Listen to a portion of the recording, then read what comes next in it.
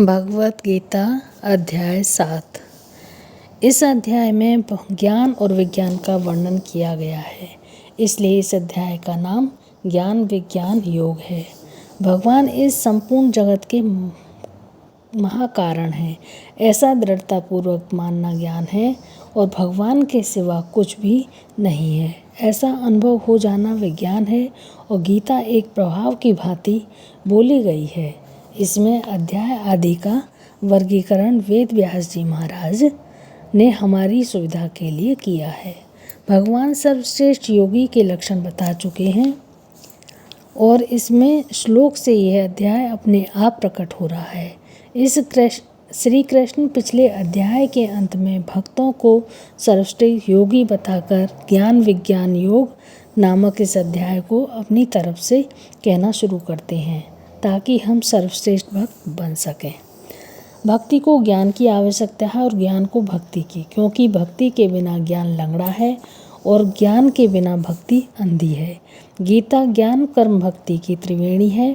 बिना ज्ञान और कर्म के भक्ति प्रकट नहीं होती। ज्ञान व भक्ति पूर्णता पर एक ही है, एक से दूसरा बढ़ता है। भक्ति गीता का सर्वगुण तत्व है, अतः ज्ञान न कर्म के द्वारा उसकी पुष्टि रक्षण आवश्यक है। ज्ञान एवं वैज्ञान भक्ति माँ के पुत्र हैं।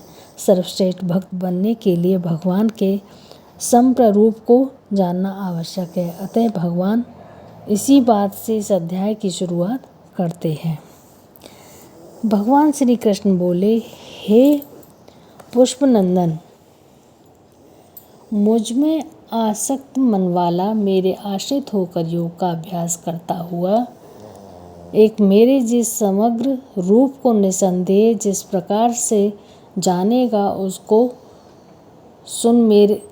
तेरे लिए यह विज्ञान सहित ज्ञान पूर्णता से कहूँगा, जिसको जानने के बाद फिर इस विषय में जानने योग्य अन्य शेष नहीं रहेगा।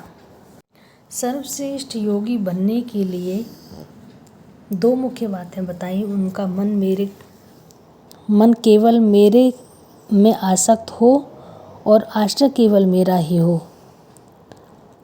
श्रद्धा में हो, आश्रय मेरा केवल मेरा ही हो। फिर योग का अभ्यास किया जाए तो मेरे समग्र रूप को जान लेना।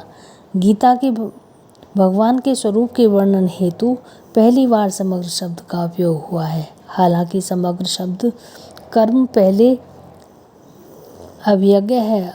अभिधेय अभिधूत सहित जो विभिन्न प्रकार नाम रूपों तथा विष्णु शिव गणेश सूर्य चंद्रमा तारे इत्यादि अलग अलग रूपों में प्रकट हैं का बिना किसी संशय से वर्णन करूँगा।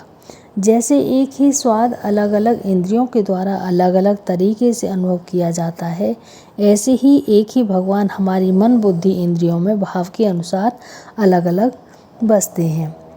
वस्तुतः भगवान तत्व से एक ही हैं। ऐसे ही इस परम तत्व का समग्रता से अनुभव करने के लिए केवल भगवान का आश्रय, उनके अनन्य संबंध आवश्यक है। विगरी जन्म अनेक की सुधरें, अब वही आजू हो ही राम को नाम जपू, तुलसी तजी कुसुम बाजू। ज्ञान संशय सहित रहित होना चाहिए, तभी सार्थक है। प्रायः हम लोगों का ज्ञान पूर्ण का समग्र नहीं होता है, लेकिन भगवान यहाँ ताल ठोक कर कह रहे हैं कि मुझे यह ज्ञान दूंगा, इसके बाद जानने जैसा कुछ रहेगा नहीं। विवेकानंद जी भगवान के बारे में जानने की उत्सुकता से एक विद्वान और कॉलेज की प्रोफेसरों के यहाँ जाते हैं। उनका प्रश्न बड़ा स्पष्ट है, क्या आपने ईश्वर को देखा है? लेकिन उत्तर अस्पष्ट और गोलमोल है। देवेंद्रनाथ ठाकुर कहते हैं कि नरेंद्र, तुम्हारी आंखें जोगियों जैसी गोल गोल हैं, तुम्हें ध्यान करना चाहिए। दक्षिणेश्वर के पागल श्री रामकृष्ण परमहंस छाती ठोककर कहते हैं, हाँ ईश्वर और मन, मैंने उसे देखा है, उसे इतनी स्पष्टता से देखा है कि जितना कि मैं तुमको देख रहा हूँ। देखा ही नहीं, उनसे बातें भी की हैं और तुम चाहो तो मैं तुम्हें भी दिखा सकता हूँ। भगवान कहते हैं कि मेरे विस्तार का वर्णन नहीं है, लेकिन यहाँ कहते हैं कि मैं ज्ञान विज्ञान और सहित संपूर्णता से कहूँगा, इस तरह कहूँगा कि कुछ भी जानना शेष नहीं रहेगा। ये कैसे संभव है? जैसे सीने के जितने गहने हो सकते हैं उसको कोई मनुष्य नहीं जान सकता, क्योंकि गहनों का अंत नहीं है, परंतु उन सभी गहनों में तत्व से एक सोना ही है, परंतु हम सबको तत्व से एक परमात्मा ही है, उसको हम जान सकते हैं। यही संपूर्णता से जानना है। जो पिंड में है वही ब्रह्मांड में है, अतः अपने आप को जानने के संपूर्ण ब्रह्मांड का भी ज्ञान हो जाता है, क्योंकि पिंड का विस्तार ही ब्रह्मांड है। स्वामी जी कहते हैं कि परा तथा अपरा प्रकृति की स्वतंत्रता सत्ता नहीं है, वह ज्ञान और पर अपरा सब कुछ भगवान ही है, ऐसा अनुभव विज्ञान है। जैसे धन की जानकारी होने का नाम ज्ञान है और धन में आकर्षण लोभ को जानना विज्ञान है। हजारों मनुष्य कोई एक सिद्धि कल्याण के लिए यत्न करता है। उन यत्न करने वाले सिद्धों में से कोई भी मुझे यथार्थ रूप से जानता है। भगवान कहते हैं कि हजारों मनुष्यों में से कोई एक ज्ञान प्राप्ति मुक्ति के लिए प्रयत्न करता है, और ऐसे सिद्ध पुरुषों में से कोई एक भगवान को तत्व से जान पाता है, क्योंकि अधिसंख्यक मनुष्यों की इच्छा क्षुद्र हो जाने की होती है, लेकिन विराट से मिलने की आकांक्षा बिरलों को ही होती है, और विराट से तब तक नहीं मिला जा सकता है तब तक कि हम शूद्र से विरक्त न हो जाएं। मनुष्य वास्तव में मनुष्य नहीं है। अब्राहम मैस्लो नामक मानव जीवन की आवश्यकताओं के 5 स्तर बताते हैं। शारीरिक जरूरतें, सुरक्षा से संबंधित जरूरतें, सामाजिक मेल मिलाप, अहम तुष्टि अर्थात मान बढ़ाई के लिए कार्य करना, एवं उसके बाद यथा रोटी कपड़ा मकान की पूर्ति को ही जीवन का अंतिम लक्ष्य मान लेते हैं। अतः जीवन के वास्तविक लक्ष्य के लिए कोई प्रयास ही नहीं करते हैं। एक बार लैला ने मजनू से मिलने के लिए पूरे नगर में मुनादी कराई कि आज लैला स्वयं अपने हाथों से खिचड़ी बांटेगी। काजू किशमिश वाली बढ़िया खिचड़ी। नकली मजनुओं की लाइन लग गई। अब खिचड़ी पाकर आनंद भरा हो रहे थे। असली मजनू तस्तरी हाथ में लेकर लाइन में लगा था। सामने पहुंचा तो टकटकी लगाकर सिर्फ लैला को ही देखता रहा। उसे खिचड़ी की कोई लालसा नहीं। बार बार खिचड़ी के लिए तस्तरी आगे बढ़ाने के लिए कहने पर भी और लैला के ध्यान में मग्न होने से, कुछ भी न बोलने पर आखिर में लैला ने गुस्से से अपनी तस्तरी तोड़ दी। मजनू प्रेमोन्मत्त होकर नाचने लगा। लोग पूछ रहे हैं, अरे भैया, तुम्हें खिचड़ी भी नहीं मिली और तस्तरी भी टूट गई, फिर भी क्यों नाच रहे हो? मजनू बोला, मुझे वह मिला है जो किसी को नहीं मिला। आज लैला ने मुझे अपना प्रेम प्रदान किया है। अधिकांश लोग खिचड़ी पर ही अटक जाते हैं, इसलिए उनकी दृष्टि लैला पर नहीं रहती। अब भगवान ज्ञान विज्ञान सहित समग्र रूप का वर्णन शुरू करते हैं। अपरा परा दोनों में समग्र के अंतर्गत है, अर्थात वह जड़ चेतन दोनों ही श्री कृष्ण की प्रकृति है। पृथ्वी जल तेज वायु आकाश और मन बुद्धि तथा अहंकार, इस प्रकार वह 8 प्रकार के भेदों वाली मेरी यह अपरा प्रकृति है। और हे महाबाहो, इस अपरा प्रकृति से भिन्न जीवन रूप बनी हुई मेरी अपरा प्रकृति को जान, जिसके द्वारा यह जगत धारण किया जाता है।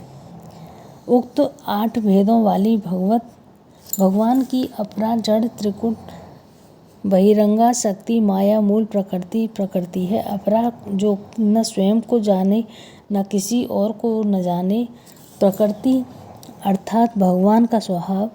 जैसे वह अपने स्वभाव को अपने से अलग नहीं कर सकते, ऐसे ही अपरा प्रकृति भी परमात्मा के बिना स्वतंत्र सत्ता नहीं है।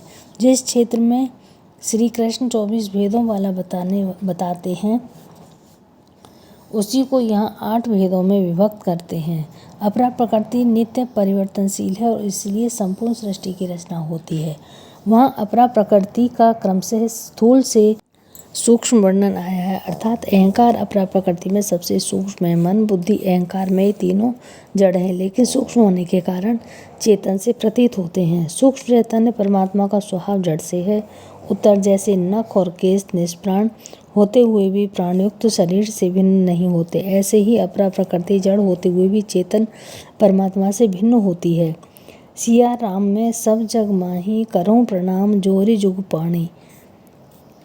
अर्थात अपरा प्रकृति से भिन्न एक परा प्रकृति है जो अपरिवर्तनशील है, जो खुद को भी जाने और दूसरों को भी जान सके, यह अपरा प्रकृति है। इसको भगवान की तटस्थता शक्ति भी कहा जाता है, क्योंकि जीव के एक तरफ होकर भगवान और दूसरी तरफ संसार है, इसमें संबंध मानने की शक्ति है। अतः वह अपरा प्रकृति का भगवान दोनों में से किसी से भी संबंध जोड़ने के लिए स्वतंत्र है। चेतन तत्व तब अपरा प्रकृति के साथ तादात्म्य कर लेता है, यह जीव कहलाता है।